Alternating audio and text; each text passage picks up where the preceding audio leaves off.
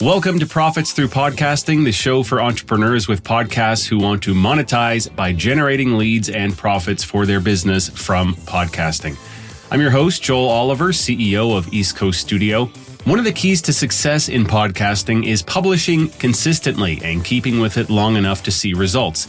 And one of the big keys to doing that is putting systems in place to make the podcasting process as simple and frictionless as possible.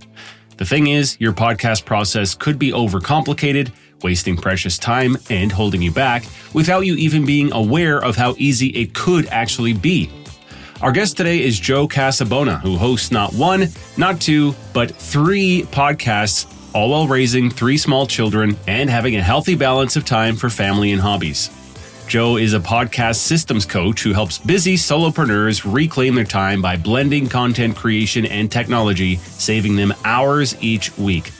Joe is a guy I personally turn to for advice on this stuff, and today we discuss how to get out of the hamster wheel of podcasting and look at the big picture, like what advice and value should your podcast provide to listeners. Why just having a conversation off the cuff doesn't cut it as a content strategy, and you'll learn a simple way to easily identify time-wasting tasks across your entire business, letting you focus on your most important things, including producing a podcast that efficiently brings you leads and revenue. All right, Joe. So I think first let's start with your podcasts, and I am saying that as a plural because you've got your main one, right, which is called How I Built It, but there are some others. So give us a rundown of what you've got going in that podcasting space. Yeah, I have 3 podcasts. My main one, we'll call it the flagship. That's How I Built It. At least it's called How I Built It now, but I'm having a little crisis of conscience with the name, which will probably be the next experiment. But I also have 2 other podcasts. One is called Podcast Workflows. That's a podcast about podcasting. And one that's called Start Local, which is a show that we interview people in our area as a way to network, learn about local businesses and organizations in hopes to grow the community. So with How I Built It being the big one, let's focus on that a little. How about a brief history there? How long have you been doing that? Why did you originally start it? How many episodes in are you at this point? So I have over 400 episodes of that podcast now. I started it in 2016, so we're going on 8 years as we record this. I've been podcasting since 2012, but the first podcast was terrible. It was just like me and a bunch of dudes talking over Skype. And that's not great content. That wasn't great content then, and it's not now. And the reason I started that podcast was because I had just got married. We found out we had a kid on the way. We had moved away from the place where I was teaching at the University of Scranton. We had moved away from Scranton, and I had a remote job. And so a lot of things were happening where I wasn't teaching anymore or really interacting with other people. And I really wanted to start a side hustle and continue teaching. And so I thought, this will be a really good opportunity for me to, let's say, interview business owners on how they built their businesses, specifically in the WordPress space, learn a little bit, and then get some great content out of it. And that's basically how I started. I kind of fell into starting the podcast.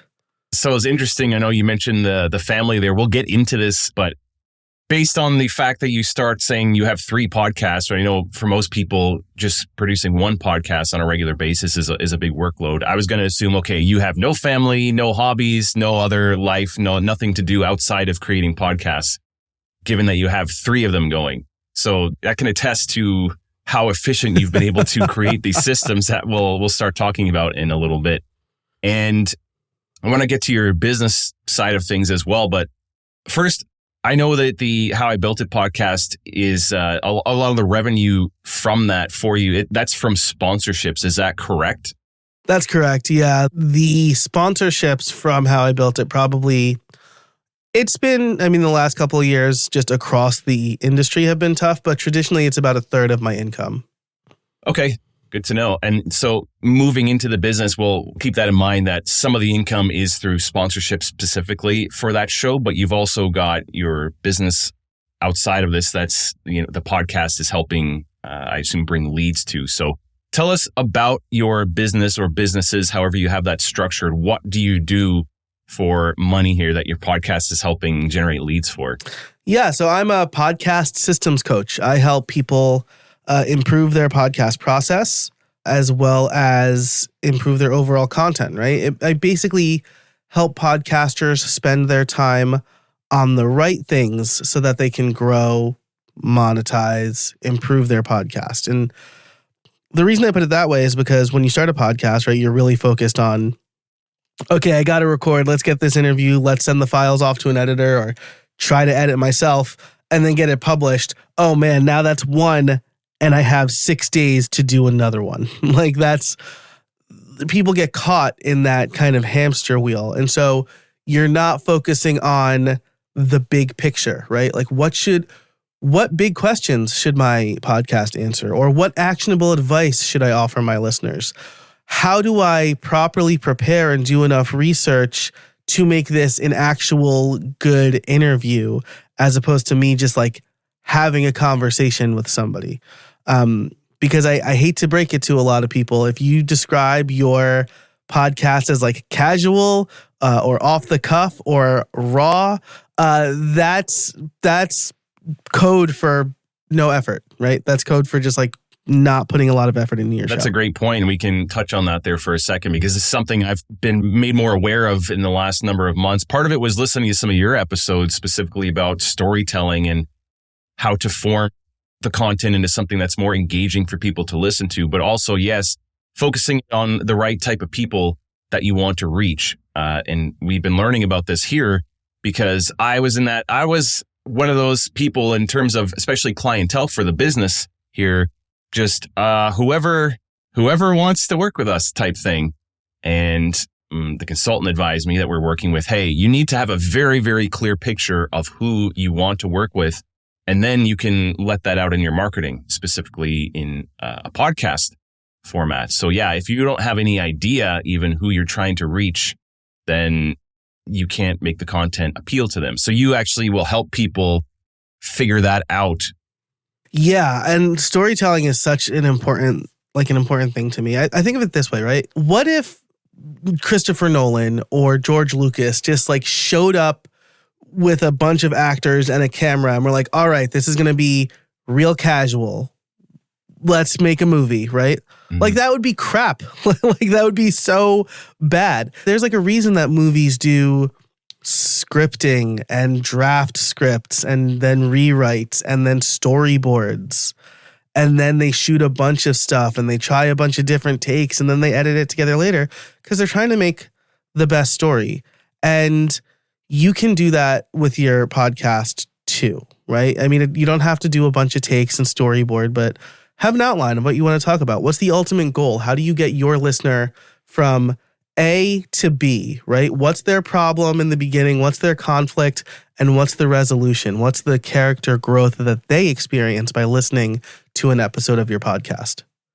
And there's lots of reasons to do a podcast. Sure, it can be fun, but in this space that we're talking about, specifically when it comes to monetizing and generating leads and profit for your business, you want to have an intention behind it. You want to get some kind of return for the work that you're doing and the money that you're investing and not just hope for the best and put out whatever, right? So that makes a lot of sense. So just getting back to your business for a moment, this is your full-time life, right? Everything you do is essentially centered around podcasting for your income. Yeah. I mean, I've been self-employed, freelancing in some way, shape, or form since high school. Like my church came to me and they were like, hey, we need a website. And they're like, we'll pay you. And I'm like, yeah, I'll do that. I was like 14, 15, like all I have is time, right?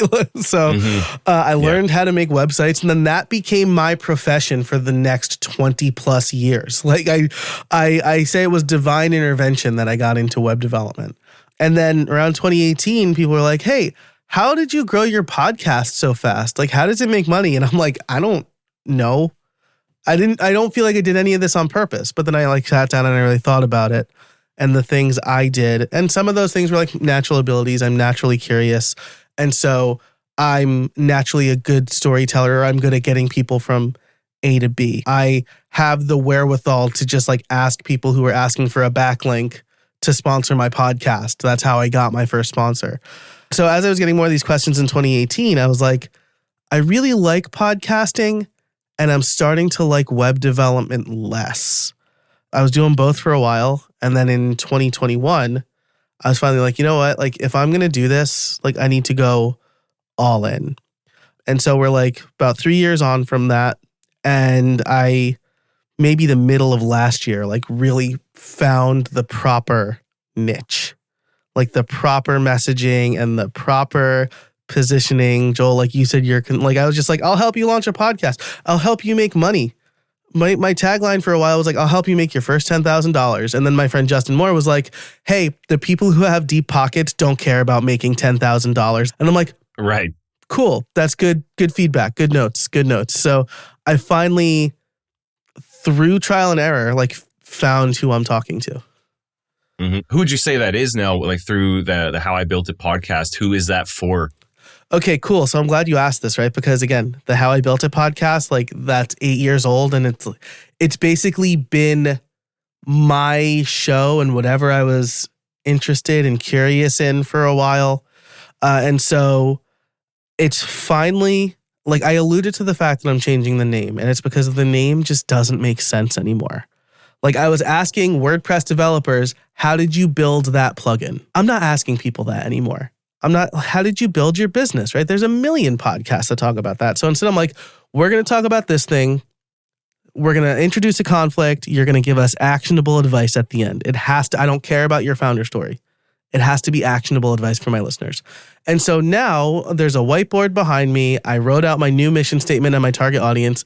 My show is for busy solopreneur parents, right? I was really worried about including the parents thing, but like that's who I'm resonating with because I am one, right? Busy solopreneur parents who want to spend less time in their business by putting systems in place so they can spend their time the way they want. That's my audience. It's really long, but it's very focused.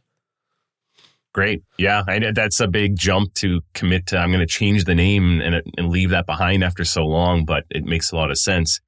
So, okay, now that we're mentioning the parenting thing again, the family, let's dive into the real reasons why we're here now that we've got your background, like we alluded to earlier. So you've got 3 podcasts that you're running. So let's start chatting a little about how are you making this work in a very an efficient way. I know you're a systems coach. This is what you do, but give us a rundown of how we can start thinking about this and like how you're making all this work in an efficient manner for yourself. Yeah. So let me tell you the thing that forced my hand on this, right? And like the crystallizing question was just like this. Somebody in a webinar was like, how do you run 3 podcasts and also have 3 kids? Because it's like a wild thing, right? I'm like 9x to my effort by having both of those things. And I want to share this crystallizing moment with you because I don't want you, dear listener, to go through the same thing that I went to. But it was December 2020, November 2020. I had 2 kids at home, a 3-year-old and a 3 to 6 month old. My wife is a nurse, so we're at the height of the pandemic and she is still having to go to work, which means I am at home. I didn't put my business on pause. I'm self-employed. I still bring in more than half of our income. But my kids are home, the daycare's closed, the school's closed, and I have a full-on panic attack. It's the only one I've ever had. I am sitting on the floor in my kitchen, like fetal position, and my 3-year-old brings me a bottle of water, and she says, "It's okay, Daddy." That's when I decided anything I don't need to do for my business, for my podcast, for my YouTube channel, I'm not going to do anymore. I hired a VA within the next 2 weeks. And because I was a software developer as well, I automated as much as possible. But I constrained myself to not using any of my own like handwritten code because I want to help people do the same thing. I want to help people who are like, how do I have kids and also run a business, also run a podcast? And so that's what got me there. And the first thing I had to do, which is why I told you this story, was write down everything I was doing. So if you're thinking about your podcast and you're like, all right, well, I record an interview and then I publish it. There's a million steps in between those things, right? You got to find a guest or you got to do an outline. You got to record it. You got to get your mic set up. You got to do a sound check. You need to edit the episodes probably, right? So you got to do that. You got to upload. You got to come up with show notes, right? Write down everything you do and then put a little red dot next to everything that you have to do. And I guarantee you there's like 2 things on that list that should have red dots. One is talk. Like that's your show. And maybe the other one is like outline or find guests, right? Like I still like to, I don't outsource that because I have a very clear vision of who I'm talking to. And I want to make sure that I'm finding the right people to tell the right stories. Everything else, I don't do. I book the guest, I come up with the outline, I record, and then I push it into my big podcast-o-matic machine, and I don't see it again until it's published.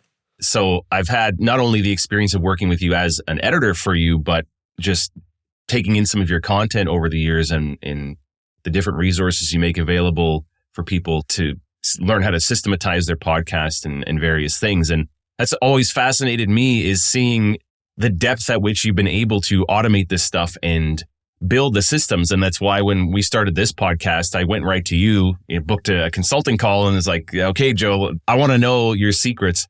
So I see there's a huge value in working with someone like you, because as much as a person may want to make things run smoothly, you don't even always know what's even possible. I know about Zapier, I know about a few different tools, but I didn't even think, oh, this thing could be automated or this works this way. So you're a definite expert in that regard. I'm curious, if you were to come in with someone who needs assistance with this, like let's say they have a podcast already, but they want to make everything flow better. How does that work? Do they come with a specific small problem, or do you look at everything? How does that work in terms of implementing it and figuring out what areas they can improve on? Because it seems like a big, big job, I guess, is what I'm getting at. Yeah. So one of the first things I will do is either before the call or on our first call, I have a pretty long form about like tell me everything you do for your podcast, right? So there's like a bunch of questions to help elicit the responses I'm looking for. And that's the first thing I'll make sure we do, because I want to understand what kind of show do you have? How long is it? How do you record it? Do you edit it yourself? Are you doing show notes? How much research do you do? And once I figure out that, I have everything in place. I have the tools you're using. Being comfortable with the tools you're working with is objective number 1, because if you're not comfortable, you're not going to use them. And like you need to use them, right? So I want to have all of that understanding. And then I will ask you this question. Where do you feel you spend the most time? That usually becomes a bigger discussion. Well, I think I'm doing it this way, or like I haven't done enough episodes. I just know I need to get on top of this. And if that's the answer, then I tell people like, okay, most people spend the most time in editing and promotion and in organizing, right? Because they don't use a scheduling link or they don't use a podcast planning thing. They just kind of keep it all in their head. So that's the first thing I do. And then we drill into, do you need to do this? Do you have a team? Here's how we can automate it. And usually based on the tools they use, I'll make some recommendations based on that. Right. So let's try to just give a brief perspective here. You kind of touched on it a moment ago, but people who are like both of us, entrepreneurial, you have a business, you have a lot of things that are much more important than all these other things we're trying to automate.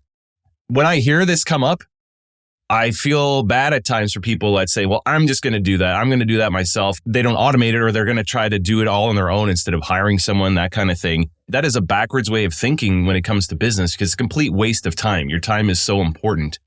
So having that perspective and realizing, first of all, that you should be doing as little as possible, but then how it should actually look. So what should the whole process look like very briefly, I guess? You know, like you said, you should basically just be talking, but let's give it a picture of how simple this can be for people who maybe aren't in that situation now and they feel like the podcast process has a lot of friction and it's really weighing on them to be able to do it on a consistent basis.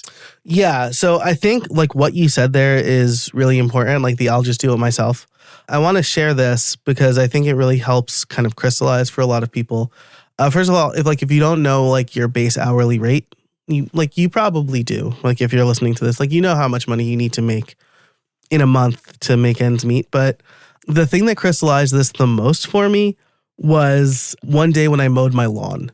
It had been 3 weeks because we went on vacation and then my wife worked the weekend and I just couldn't get to it.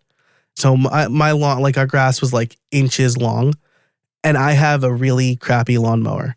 But the lawnmower had run out of gas halfway through mowing it. I had to do everything multiple times. The grass was wet. It took me 6 hours to mow my lawn on a weekday, which means that I lost 6 hours times my bill of, like, let's just say it's $100 for easy math. Cost me $600 to mow my lawn that day. Now I pay somebody $30 a week. I never have to think about mowing my lawn again. And I can spend that time working. But like going through that helped me understand, right? Oh, here's everything I just had to do to mow my lawn. And now I don't care that it takes them 10 minutes because it takes me an hour and a half. Or on that day, 6 hours. So I think like understanding that is really important. Like going through it is really important so that you understand your process and how you work. And I think one place this is super clear is with booking guests, right? Because here's a tale of two ways to book guests, right? The first is, you know, somebody you want to have on your podcast. I'm going to use Joel. I email Joel. Hey, Joel, my name's Joe Casabona. I do the How I Built a Podcast. I think what you're doing is great. I'd love to have you on the show to talk about this. I usually record Monday, Wednesday, Fridays between 9 a.m. and 2 p.m. Eastern time. Do any of those times work for you? Joel, who's on a different coast from me, is going to take some time to get back to me. Then he's going to be like, hey, I'm usually not in the office on Mondays, but like Wednesday at 12 p.m. Pacific time works for me. This could take days. And if you're doing an interview week to week, you've just lost a bunch of time, right? Versus, hey, Joel, my name's Joe Casabona. I love what you're doing. I'd love to have you on the show. You can book anytime here. Here's my Calendly link. Now, we don't need to do the time zone dance. We don't need to say, does this time work for you? It's automatically booked on your calendar, so you don't have to remember to send a calendar link or a calendar invite. But then you can also use Calendly to communicate with your guest. Hey, here's what to expect. Hey, here's what we're recording. Here's what I'm thinking, right? Here's a reminder. You don't have to do any of that. You configure Calendly once and it'll do all of that for you. So that's one tool that eliminates communication and the whole like time zone scheduling dance. That's going to save you like 2-3 hours easy. Absolutely. Yeah. And there are multiple segments to podcasting that can be improved through systems and automation. Like we have, yes, the production side and then the guesting like we're talking about. Just to give a little quick insight here into how this one works and how simple it can be. Yeah, so when it comes to guest booking, you could do your outreach however you like to do that. Could be automated. Could be like you said, you prefer to kind of do it a little more on your own.